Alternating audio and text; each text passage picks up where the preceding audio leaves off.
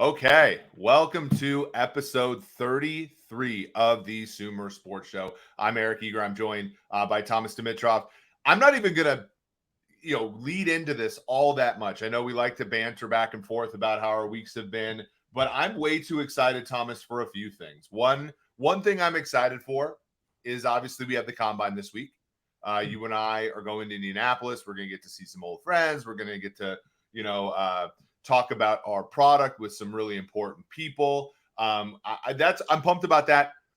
But tomorrow, before you even get on the private jet to Indianapolis, Thomas, we are launching an update to sumersports.com.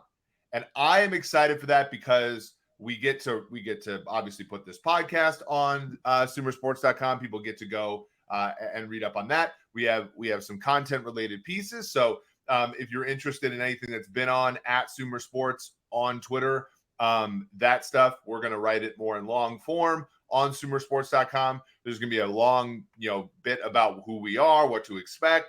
And there's going to be, just a significant upgrade to the content that you guys have really enjoyed with this show. We've gotten a lot of great feedback. I thought last Wednesday's episode, not only was it our best, but I had the most fun doing our show that I've had before.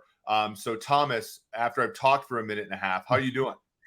I'm good. It's one of those busy, crazy days trying to get ready for the combine, as you know, leaving tomorrow. Then, from the combine, as you know, and everyone should know, we're going from the combine to Sloan, the analytics conference, which is really, really important for us, of course, at a lot of levels. One of our co-founders and COO, Jack Jones, is going to be speaking on analytics. I'm going to be on a football panel. You and the group is going to be like spread out in different areas, like spreading your wisdom, which I think is going to be great. Let me just say this before you go on. You were talking about the website as well. Bring that back for a minute. Everyone needs to know, like, this website, like, Eric was really, really involved in this, and he's very proud of it. And I'm proud of him to be as proud as involved as he was, and as proud as he is of it, because it is Brunello, our group that we worked with, did a great job. I know you were highly positive about them. And I think everyone should know, when you're talking about startup companies, there's so much going on. Every time you turn around, there's some new venture, some new project, and it just doesn't stop. Eric's got a nice, cool demeanor about him. He makes sure that he delivers very cleanly to the people, like in this case, Brunello, our website. And I think the result is very, very good. So kudos to you for staying on him. Yeah, sure. I mean they're great, and it's interesting, right? Because I've been a part. I mean, I joined PFF a little bit later into their startup. By the way, welcome Joshua to the mix here. I was with them a little bit later, but they were very much still a startup, and I can tell you that like the resistance to wanting to do everything yourself, right, is strong, right? You want to be able to empower people who are vendors and things like that, and that's exactly who we are at Sumer Sports, right? Like we want other teams to say, hey, we could build all this stuff internally. However, Sumer Sports might be better for building roster building tools and that kind of thing than maybe we are, and so we obviously have to pay it forward that way. When people are better at building websites than we are, we stick to what we're good at. And just to give you guys a little bit of a flavor, we're going to be talking about coaching. We're going to be talking about a really cool look into quarterback play by Tej Seth, Parker Fleming, and Sean Syed, who we've added over the last few months. I'm just really proud of people, and I'm really excited for where we're going to go, and I'm really excited for the combine because, again, like it's not to talk, not to blow smoke, Thomas, but it's really fun to see you in your element because obviously in our world, you're kind of coming at this from the outside as a former general manager to a bunch of analytics people. It's fun to sort of be an analytics person and go on the outside and see you interact with current former GMs and stuff like that. It's really cool to see how you guys interact, just because that's certainly a not foreign to me, but certainly something that I have not been a part of myself. So I'm really looking forward to that as well. We're going to talk today, sort of as we get people in the chat, we're going to talk about running backs. So we've kind of interrupted this a few times to have Parker and Tage do our show. But so far, we've done every single position except for quarterback and running back. So we're going to finish our series, talking about running backs this week and then quarterbacks next week, basically looking at what to look for from an analytics perspective, but also a traditional scouting perspective. For those of you who are new to the show, Thomas was a scout with a number of teams, Detroit, Kansas City, Cleveland as well. And then, obviously director of college scouting, won 2 Super Bowls with the Patriots before being the GM with New England. So there's a ton of experience there. I built, all of the college to pro metrics for Pro Football Focus before coming over to Sumer, where we're currently doing a lot of those same things as we try to build for our clients as well. So I think that running back is the most interesting one, right, Thomas? Because it's a position where age curves kind of don't play in, right? A player kind of comes into the NFL about as ready as they're going to be.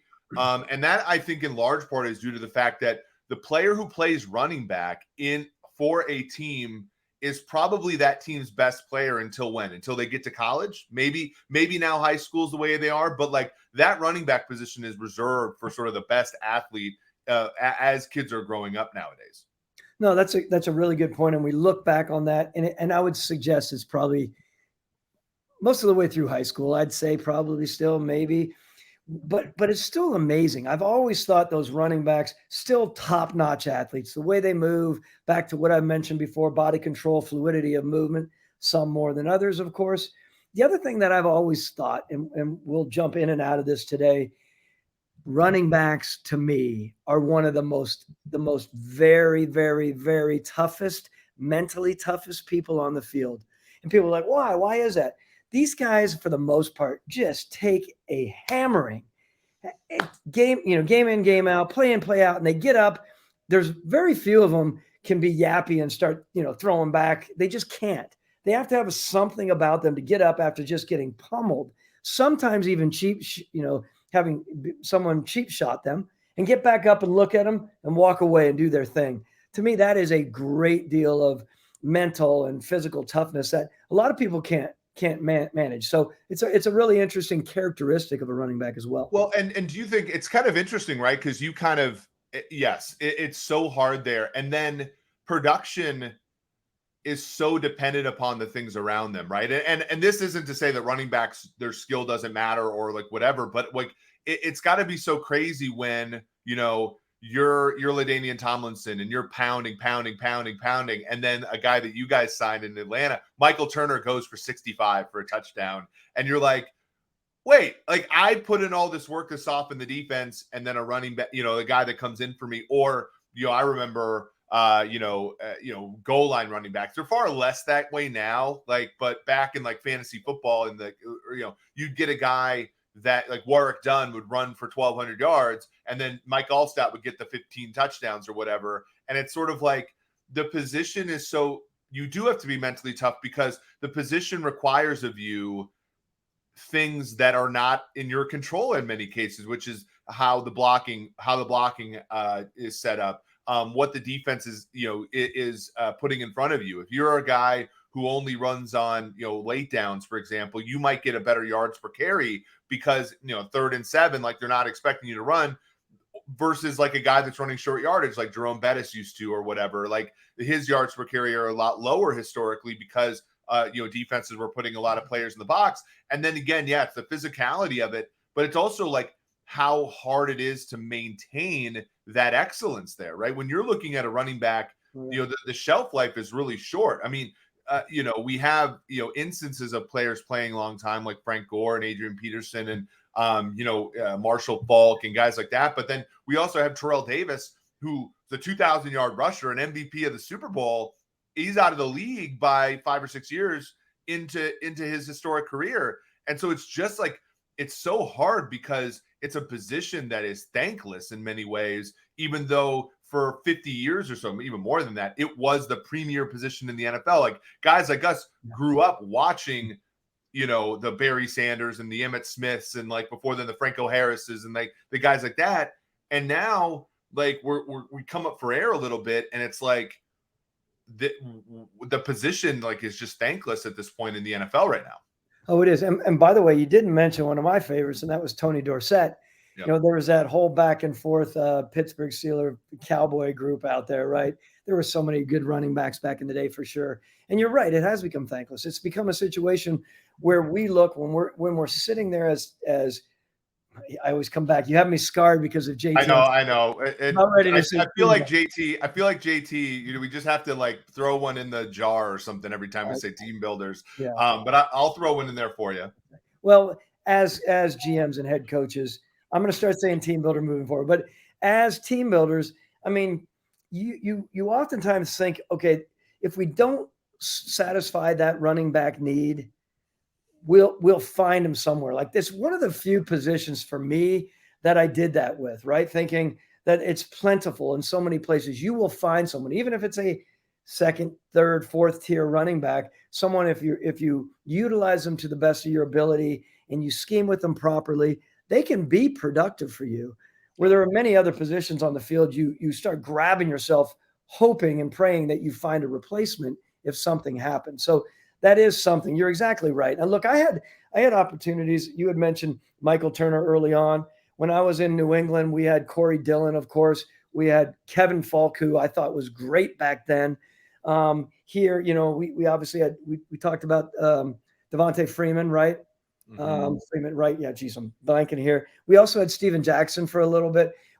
I've been around some interesting running backs and different, just a change up on styles, right? And when we start talking about evaluating, I know we're going to get in that a little bit. I mean, it truly does, to your point.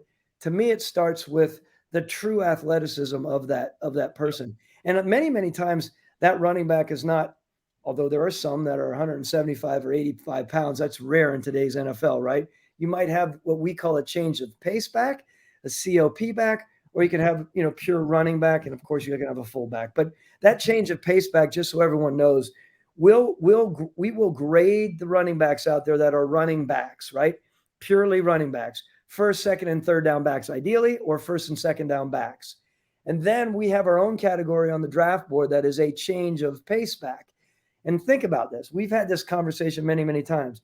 When you have a running back that's 225 and 6'1" or 6 feet, your change of pace back isn't another guy who's, 6 feet, 210. Your change of pace guy usually is that smaller guy that's going to be the stop-start guy. And vice versa. If you had a really small scat back type player that was toting the rock for you for some reason, really the change of pace back is going to be the bigger back. I know that's counterintuitive. Everyone likes to be always a small guy, but it is. Yeah, I mean, they always had like the thunder and lightning type of backfields that they always talk about, right? And I think of like one of the better ones, in modern NFL history is like Brandon Jacobs, the big 6'3", the guy's basically a tight end, 6'3", 240. And then you had Ahmad Bradshaw, who was a little smaller guy, who was kind of like that one cut and go, speed guy. And there were times when Ahmad Bradshaw was better than Brandon Jacobs and they would start him, but then you'd fumble and like you'd have aspects. And it's really interesting from a statistical perspective. This is where it gets to, you have to have the context with your stats is, we've seen this in Dallas where like Ezekiel Elliott has been the starter there. And he's not been as efficient as he's gotten older. And people have been clamoring for Tony Pollard because Pollard has that speed and he's, that Memphis running back, the Antonio Gibson and it's like, but when you add volume to a runner's plate, efficiency doesn't always stay the same because you have to take what you're talking about, which is the pounding and the physical aspect of it. And with things like tracking data, you can actually look at, do these teams respect that running back too? So like historically teams would not respect Pollard as much as they respected Zeke on things like play action. You look at linebackers and how they move. And there's also the pass protection aspect of it, which I know, matters quite a bit, especially when, you're thinking, I always used to say, I kind of like running backs with low self-esteem. And what I mean is like, I like a running back that's willing to fight for the quarterback in the pocket and willing to take the dump offs. And, I always joked that like when Adrian Peterson was really going well with the Vikings, I was like, well, he's good for the Vikings, but if you put him on a team like Green Bay with Rodgers, you'd have to give him carries to make him happy. And that would slow the rest of the offense down. And so there's a little bit of like, is this guy even a fit for the team? It's so interesting. I think when you look at the other aspect of it, which you might be able to expound upon better, is because you've had numerous schemes on offense in your time in Atlanta, is also scheme matters, right? Like there are guys that run really well in that zone running scheme where it's like, you have to patient, then cut on the blocks. That's a lot different than a guy that is, a good gap runner, a good power counter man guy where it's just, you have to be more definitive with the handoff and the running up the gut. And that's where you can find value too, because there might be runners who are really good for your scheme in Atlanta, with Kyle Shanahan, for example, who might not be as good, with a different offensive coordinator. Oh yeah, no, the scheme. Let's talk a little bit about the scheme. When I remember watching a number of times with Kyle's offense, and we were productive, of course. I'm trying to think of, you probably don't have them at hand, but while I'm talking, where Atlanta was in 16 as far as rushing, and just to bring back Devonta Freeman for a minute. I mean, the way that he was in his approach to the game, interestingly enough, he ran that rock so damn hard, right? Yes. I loved it. He was patient. He had to be taught to be patient in that and the outside zone scheme for sure. I personally have always grown up loving that guy that's just slashing, cutting, just that really aggressive, explosive, pop you, jump right back up and underneath your chin and drive you back another 2 yards while you're still spinning away and making, making more yards, of course. I loved that. I thought those guys always caught the defender sort of off balance a little bit. And I thought it was a great thing. That whole patient outside thing, I get it. But it took me a while to be more comfortable with that, of course. Your 2016 Falcons, by the way, were 5th in total rushing yards and 4th in yards per carry, which, I'll look at the EPA stats later, but that's an effective running game. I mean, you add that to the fact that your quarterback averaged like 9.5 yards a pass attempt. It's going to be, like that was one of the most, most efficient offenses. But you also, in that season, by the way, you had the thunder and lightning. I mean, Devonta Freeman was not a big, from my recollection, he wasn't like a Brandon Jacobs type, but he ran big, right? Yeah. And then you had Tevin Coleman, who was very fast. And when I think about, you guys played a game against Denver, I think in like week 4 of that year. I just remember because Paxton Lynch was playing, and now Paxton's playing the XFL. But I remember, that Denver defense was coming off of the Super Bowl, and you isolated their linebackers on Coleman and Freeman in the passing game, and it was lights out, right? It was a game over, and you guys had that like kind of, you had the Coleman who really ran, and he never really had success after he left Atlanta because Atlanta was sort of that perfect fit for him.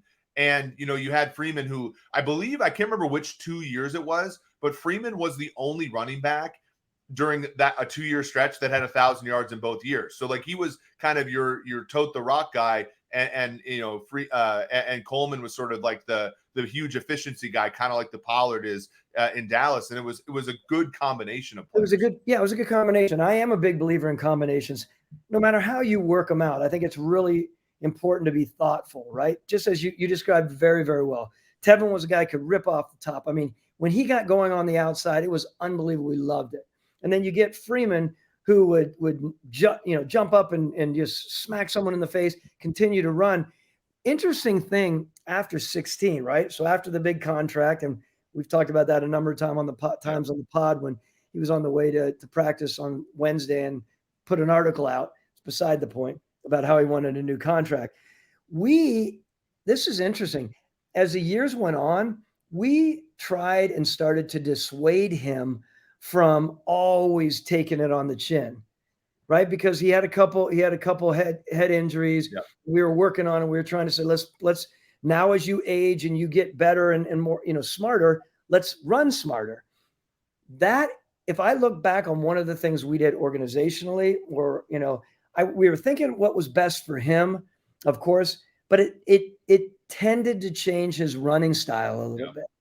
And I don't know, I'm not sure if you can do that. Yes, as you get older, you can veer out of bounds a little bit, but that was not Devonta. He would jump back in for another 3 yards and just pop someone. I loved it.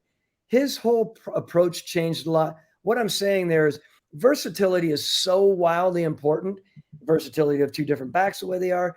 But when your running back is your running back, I really believe his style is his style. And if you start trying to change that too much, it can be deleterious to the success of your offense. Yeah. By the way, the deleterious is something that you say, and I feel like I know what that word is, being a former mathematical biologist and working in genetics and stuff. Very good word, by the way. It does not go unnoticed here. JT, take notes of that one too. All right. Yeah, I think it's interesting, right? Because there's a really good question here by Simon Shee, who says, is there a case where a veteran running back makes sense, or does a young running back always provide a team better team flexibility regardless of skill? It's interesting because the what the veteran running backs have, and we're going to talk free agency here in a little bit. Like, there are really big names in free agency: Saquon Barkley, who we talked about last podcast, Tony Pollard, Raheem Mostert, Josh Jacobs, Kareem Hunt, Deontay Foreman, Alexander Madison, Jamal Williams, a bunch of good running backs. What they have, Thomas, is we've already filtered them through the league. We know that they are to a certain extent durable. We know that they are NFL runners. We know all this stuff. And so there's less uncertainty there, right? And so that's where they add value, because if you take a running back high in the NFL, because they're not a premium position, they're paid a lot, right? Like, they're paid. Saquon Barkley was paid a top 10 salary at his position, being taken second in 2018. So, you get variance with young guys, and you like that, right? You like that, but you also get certainty with older guys, and the market is not that hot, as you found out with Turner. With second contract guys, Turner was one there. Chester Taylor was another one. I'm trying to think of other, running back. Amon Green was another one who was a backup for 4 years, goes to Green Bay as an 1,800-yard rusher. Like, sometimes you can, and Pollard will be this way. I don't think Pollard's going to get a huge deal. Maybe he will. But like, you get, when you filter them through the NFL production function, you can see that the guy has some of the traits that will translate for an older guy. Lamar Miller was one, right? Who very efficient back by the time he got out of Miami and got to Houston. It's sort of different. It's sort of what you're looking for. And would you consider, a veteran back after a few years of knowing that the guy's a pretty instinctual runner? Like, I would, as long as the price is right. I think as long as the price is right, as long as he's still committed, right? I mean, I bring up Steven Jackson, right? Okay, people could argue up and down whether that was the right move for us or not. And I love the guy, and I love what he brought as far as size and leadership, which, by the way, is something not to be overlooked, right? Very just aside for a minute. Yep. When we brought Michael Turner in, yes, he wasn't a long-standing guy, but he ran for us for 4 years. He was such an important part of being around Matt Ryan in those early years, not only because he could run and tote the rock the way he did and run it hard, but because he had, an element of being around there. And there was a settling element that we wanted around our rookie quarterback. And I would say the same thing when you start talking about, what's going to happen this year, in free agency. You situate a veteran running back with a younger quarterback, it can be very helpful. Please don't overlook the importance of that, because I think it can be very beneficial. I will say, however, when you look at some of those older running backs, notwithstanding, when I start thinking about Michael Turner, as we've said, was always different because he had no real wear and tear on his legs. But some of the other guys that I've been around, you love them, but you're expecting them to be what they were. And the reality is, for the most part, rarely are they, right?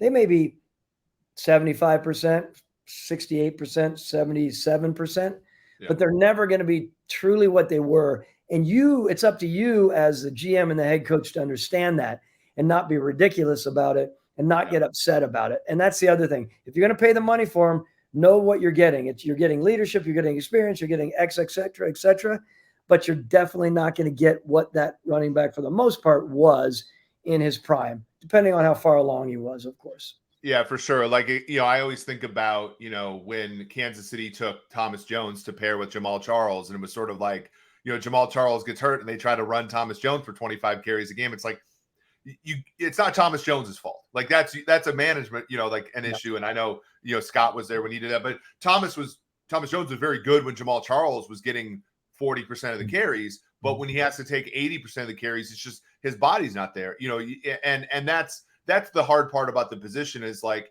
you have a really good question by Jameson Evers here. He says, isn't durability sort of random because it isn't something you can control, and you're durable until you aren't? Like, I do think that there are guys that just get hurt more, And, and just because the problem hasn't been solved analytically, which it really hasn't, doesn't mean we can't solve it, right? And doesn't mean that there isn't some signal there. I think the nature of the position is such, if you look at every age curve, it doesn't, the age curve maximizes when the guy's young. And it's different than other positions just because I think it is because of the way that football has been played. Running back has been kind of the same position other than running from the gun versus running under center and stuff like that. It really hasn't changed much over the years. You find your holes, you sort of pick it out. And whereas wide receiver is a position that takes a little bit more nuance. I think tight end's a position that takes, and so you see development curves that are a little bit more upside down U-shaped, for a guy's career. For a running back, it's more declining. Now, one thing that, go ahead. If I can, when you're talking about injuries and you think about that, and I alluded to it earlier about, head injuries in the game, right? That's a bear to deal with. When you sign someone to a legit contract and then all of a sudden it can happen this quickly. You've got 2 concussions over a 4-week span or something. All of a sudden you're holding yourself going, my God, we just spent $8, $9, $10+ million and we may have a legit head issue here, which is irreversible, right? Irreversible in the sense of how it take, especially for that season. And what happens coming back, if you have a running back nowadays, I think personally, who starts taking some trauma to the head, or at least they're much more aware of it than they were, probably been running that way all their lives, right? Unfortunately, That's sad. And then they come back and they settle in. You can guarantee that the next year they come in, the paranoia is going to be there, as it should. And are they still again the same running back? That's just a broad stroke issue when you start talking about signing veteran RBs. Well, we've also seen it with so Deontay Foreman, I actually believe is in this list. We have to, we need to give him his flowers a little bit as a guy who's been effective for 2 straight years, because the other one is Achilles injuries. Running backs do not come back from Achilles injuries, for the most part. And he has come back now. It's taken him a long time. But when you think about running backs who have had Achilles injuries, it almost never turns out well for them when they come back. And it takes it takes a high variance situation for that to work. The one thing I do want to talk analytically a little bit. So when you think about running backs and kind of what translates, the biggest one, and you see some of these, the analytically sound teams that draft. There's 2 things, and one of them was very clear at PFF, and the other one, actually somebody that works for us who's been who's a guest host on the show, Tage Seth, found out there's 2 things. The first one is whether or not you break tackles, right? Tackle breaking sort of translates from college to pro, and it translates from season to season. The yards after contact for a running back are more indicative of who that running back is than yards before contact. Yards before contact are often the factor of your offensive line, and increasingly more in the NFL, whether or not you have a quarterback that can hold linebackers with his own running ability. Those 2 things are more or less, when you're looking at, those are not things, they're not traits that running backs carry statistically.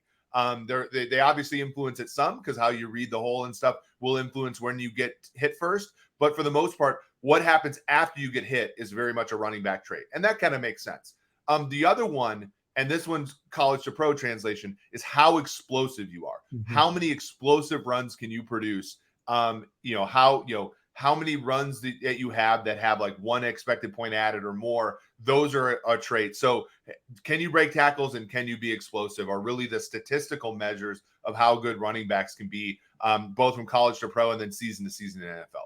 So let's talk about that whole, breaking tackle or the yards after contact. What's it in your charts there? How abbreviating it? It's like YCO or something like that. Yards after contact. Yeah, YCO. Yeah. So we often say, from just purely from an evaluation standpoint, of course, we watch closely how the running backs run, quote, run behind their pads. Well, okay, that's not just it, right? Just because someone can get low. But I am a big believer, as most people who evaluate, you have to have leg bend. You have to have what, back in the day, I mean, my dad is a longtime scout and football man, used to say, drill into my head, power angles. It's all about power angles. If you're not bent, if you don't have the power within, you know that from being an athlete. If you don't have that, you have no chance. So if you're a running back that runs upright and does not run behind his pads, he's getting pummeled. Even if he does absorb it because he's a big guy, there's no way that he's going to get accomplished what he would get accomplished if he were to be behind his pads, running behind his pads, with his legs churning, with his legs bent, with the proper power angles. Then he's going to continue to churn, of course, and he's going to continue to pull out those yards, which are vital. Yeah. Do you think, because I'm going to bring it back way back, but you're an Ohio kid, and you remember this guy. Do you remember Robert Smith, who used to run the Vikings, Ohio State running back? So like Robert Smith had that, and like so I always feel like there are some things that you can learn and develop, and then there are things that aren't. And of course there are outliers. Like people don't think you can develop accuracy at quarterback, and then we obviously watch Josh Allen and Robert Smith was he was a 4x200, 4x400 yard runner at Ohio State. Fast as hell, 6'2", 210-pound running back. And early in his career, like it was ACL, it was ankle, it was ACL, it was PCL.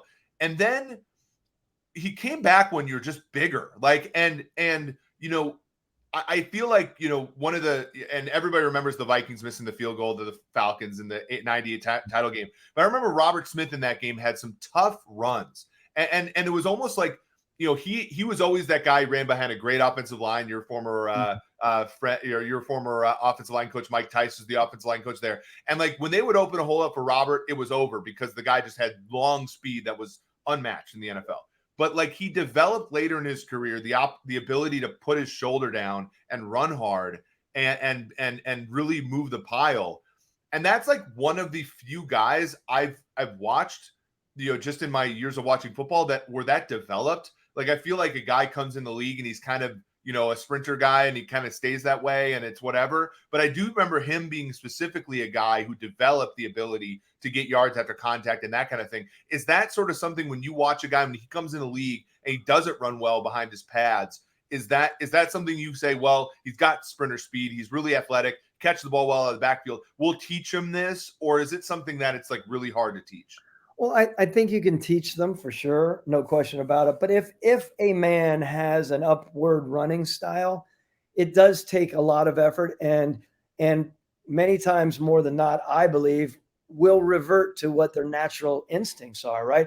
By the way, I loved Robert Smith. I completely know him. Completely loved the way he ran, not only at Ohio State, but when he got to you guys being, the Vikings. There was something about him that was really impressive. Just like Eric Dickerson, right? I mean, you think about some of these upright runners who there are some fantastic ones. We're really digging into the old school element. But, so I do think it's really important. The other thing I want to, and I'm not changing the subject here. When you start talking about running behind the pads, we can fold in explosiveness. And I know explosiveness is also, after contact, bursting away. But explosiveness for us in evaluating is also upon contact, how they're rolling their hips, upon contact, how they're, absorbing the blow somewhat or delivering the blow. We like to say we would much rather than deliver the blow. Mixed in there is all the athleticism element, right? It's the balance, it's the footwork, it's the feet quickness to be able to keep your feet and get them back underneath you when you've gotten jostled around or completely pummeled.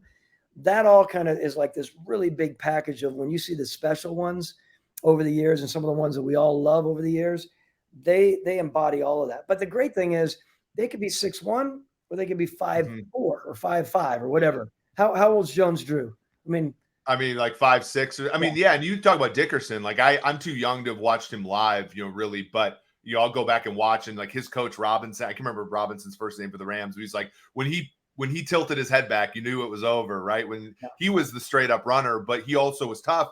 But, the interesting part was he got hurt, when they traded. So everybody talks about the Herschel Walker trade. And I think on a tangent here, but, when Herschel was traded to the Vikings, they tried to run him in like a trap scheme and like all that stuff. And he was terrible at it because he was very good at the power eye, the ISO stuff and the, get him moving. It sort of showed even for the elite guy, right? That scheme mattered. And then for Eric Dickerson, it was like he got traded in a very similar trade. No one talks about it because he was decent for the Colts. But when he got traded to the Colts and he got injured, like that ended for him quickly. Like people forget that he went to the Falcons and he went to the Raiders and he wasn't very good after it sort of left for him.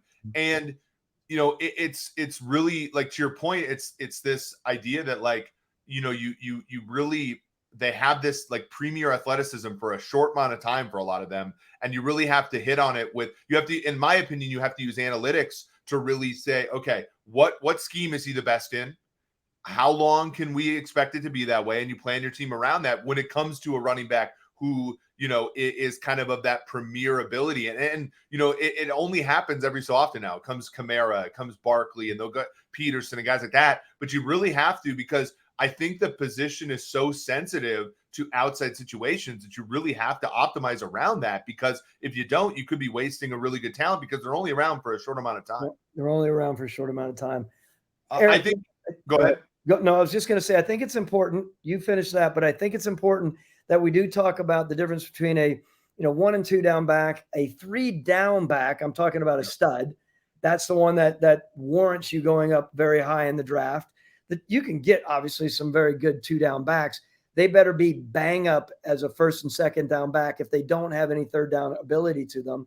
That whole idea of pass blocking, the whole idea of pass catching, understanding pass blocking, which, by the way, too often people unfortunately like to throw darts at the running backs and say, well, they don't need a really, big brain per football. They can be just focused on their true athleticism and make it happen. And I disagree with that. You can make some serious mistakes with a player at that position who doesn't pick things up mentally properly enough and doesn't step up and make the right move in a pass protection situation.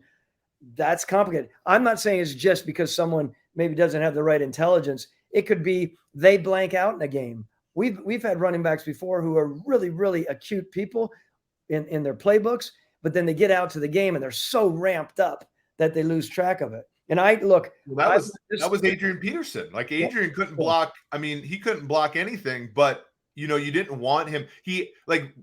Pass protection for a running back is about aggressiveness, but it's a different kind of aggressiveness as running the football, right? Like, you saw Adrian so many times just aggressively run to the wrong linebacker in pass pro, and then he'd get his quarterback killed. Mm-hmm. You also see that, like, one thing I want to ask you before we sort of wrap this up, though, is like, you talk about Kevin Falk, like that's a learned, that those guys are often veterans. We talked about McKinnon when we were prepping for this. Like, Jerick McKinnon had like one of the worst kind of like yards per carry after contact, one of the worst rushing yards over expected if you use a simple model, but he's so damn good at, like kind of the feel parts of the running back position, which include when to chip and when to go out into the flat, mm-hmm. when to, sort of feel the quarterback needs you in the passing game and all that stuff. And obviously your old team, the Patriots, just built those running backs in spades. You had Falk, you had Shane Vereen, you had James White. Now Ramondre Stevenson, I feel like, is that guy for them now. But it's interesting because there's another running back that was in your division that kind of developed that, like a guy like Cadillac Williams, who was a top 5 running back, right? Mm-hmm. Gets hurt, kind of like reinvents himself as a 3rd down back. Is that because I do think that those things is how a running back can stay in the league longer, which is to learn how to pass protect, learn how to be a quarterback's best friend.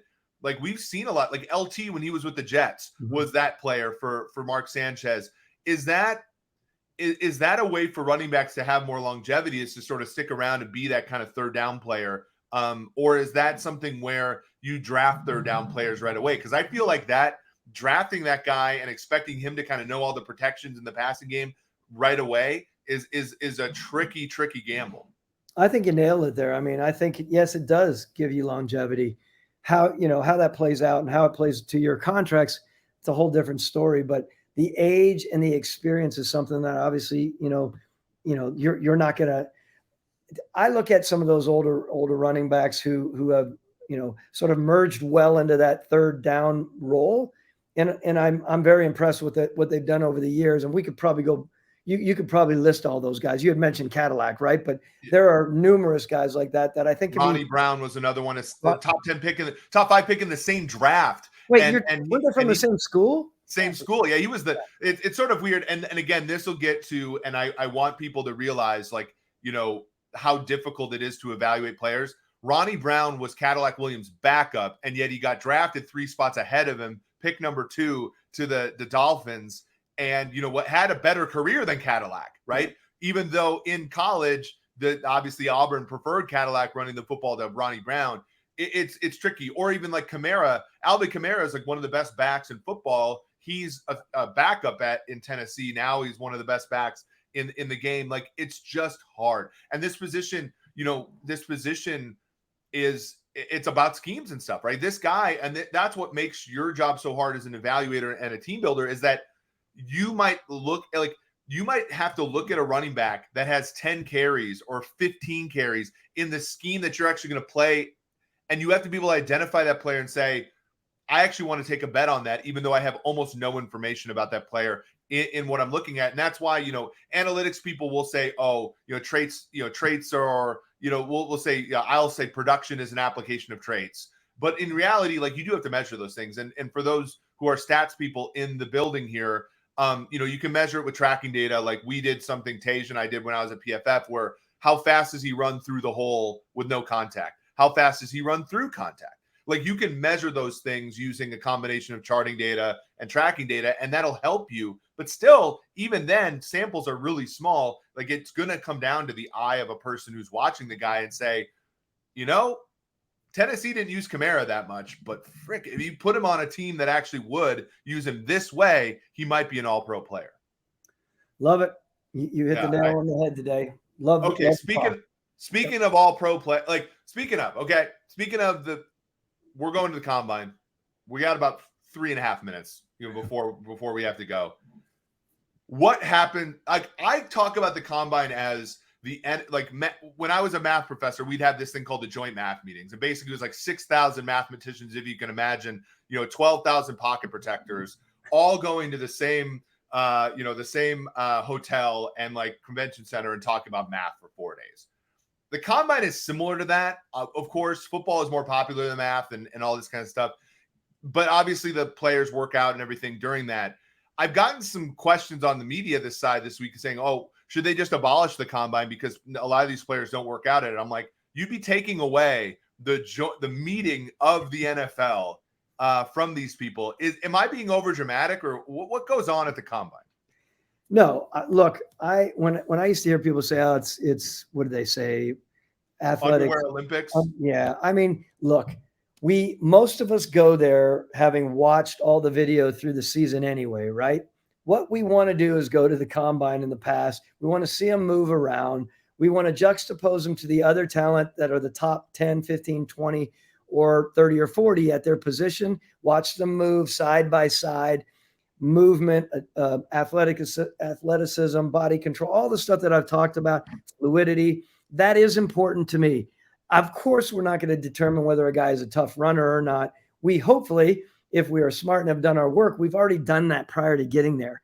It's the final steps on the field to see how people are moving around, their pure hands, their concentration, whatever it is on the secondary, how they're flipping their hips, tight ends, how they're running the routes, how they're stepping to pass block, offensive line, whatever position it is, you're getting a chance to really hone in on the movement element.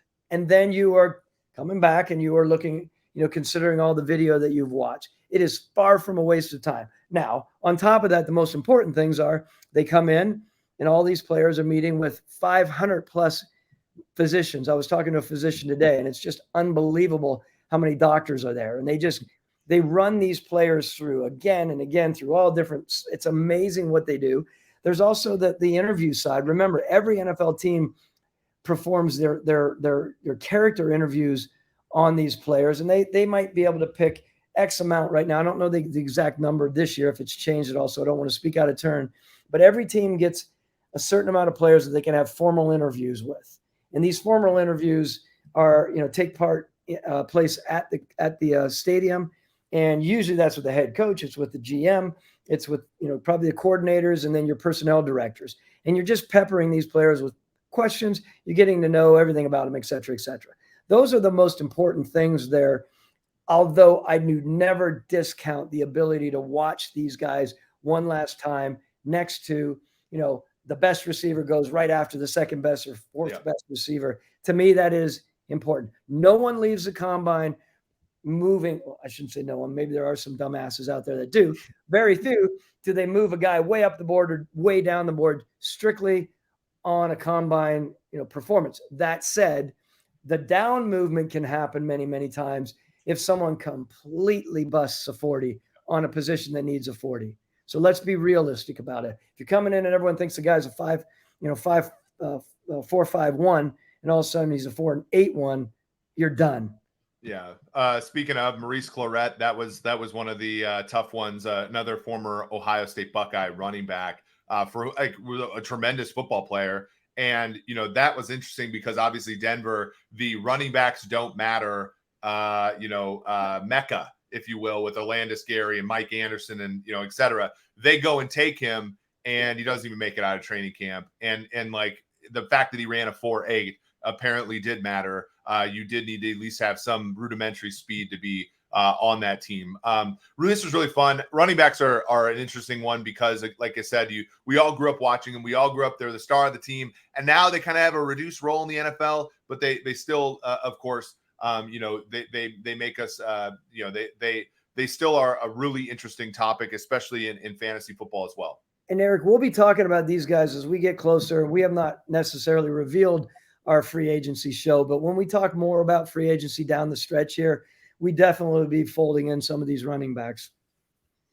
Yeah, exactly. No, that certainly is something that, both in the NFL and college, like we're going to, when we do our live free agency show, we'll certainly be talking about the guys, because I think that we'll get at least one or two dominoes falling on the first day. Running back's a weird position, in free agency, but we have some key names there as well. So this has been a lot of fun. See you in Indianapolis tomorrow, Thomas. See everybody. We'll have a guest host on Wednesday because we'll be in Indianapolis, speaking the gospel of Sumer sports, frankly. So we'll see you all next Monday. We're going to talk quarterback. That should be great because Thomas here is a general manager that drafted a Hall of Fame player at the position. So that should be great. Anyway, so for Thomas Dimitroff, this has been Eric Eager. This has been 33rd episode of the Sumer Sports Show.